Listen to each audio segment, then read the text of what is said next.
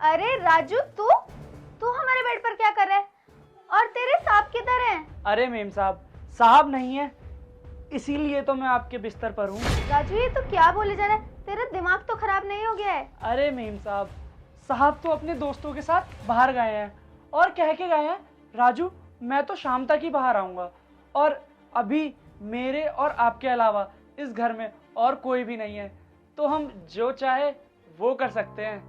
अगर इच्छा हो तो बताओ मेम साहब। मुंह बंद कर ले राजू, बहुत हो गया तेरा अब। अरे मेम साहब, इतना तेज क्यों बोल रहे हो? थोड़ा धीरे बोलो ना, अगर पड़ोसियों ने सुन लिया ना तो हमारा प्लान चौपट हो जाएगा। और वैसे भी साहब आपको ज्यादा टाइम दे नहीं पाते हैं। बेशक मेरे पति मुझे ज्यादा टाइम नहीं दे पाते, पर वो मुझसे बहुत प्यार करते हैं और मैं भी उनसे बहुत प्यार करती हूँ। उन्हें धोखा देने का ना मैं सोच भी नहीं सकती। अरे मेम साहब, मुझे ना इस घर में काम करते करते पूरा 1 महीना हो गया है और मुझे बखूबी पता है कि साहब आपको कितना टाइम देते हैं। किसने कहा कि मेरे पति मुझे टाइम नहीं देते? अरे मेम साहब, साहब तो वैसे ही फौज में हैं और 5-6 महीने में ही आते हैं। आपकी भरी जवानी ऐसे ही गुजर रही है, तो आपके लिए मैं हूं ना। मुझे लगा था कि तू बहुत अच्छा इंसान है, इसलिए मैंने तुझे अपने घर पर रखा और तुझे काम भी दिया।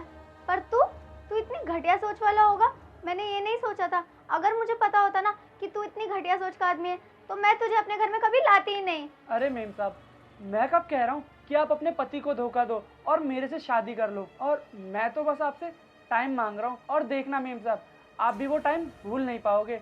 तो आप मान लो मेरी बात और आ जाओ मेरे बगल में।